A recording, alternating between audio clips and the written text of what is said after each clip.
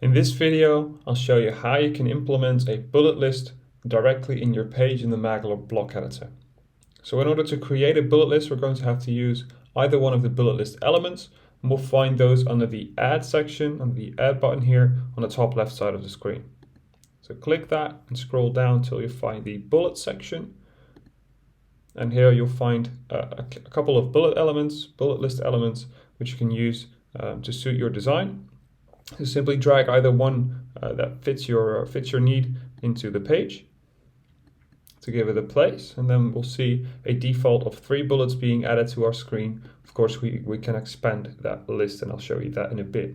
First of all, let's change the text here, because there's some default lorem ipsum text. I'm going to say bullet 1, for example, and then here bullet 2, and then bullet 3. So now I've got a bullet list, but maybe I do want bullet 4 as well. And I can do that by simply adding in a new bullet. And you can see a window appearing here at the top of the screen. And the orange arrow allows me to add a new item. So a 4th bullet or a 5th bullet or even a 6th bullet. To change their positions, so maybe I can make this into bullet 4 by accident, for example. And I want to change its position now. I can do that with the arrow buttons that you can see right here next to the Add key.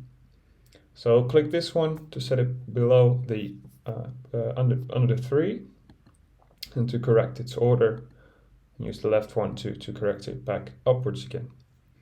In order to delete a bullet, simply click the trash icon here to delete the entire bullet. When it comes to the font you're using for these bullets, of course you can change these under the right side of the screen, just like you can with any type of text element that you drag into your Maglr block editor. And that concludes the contents of this video. Be sure to check out any of the other videos to get more information about Maglr and its editors.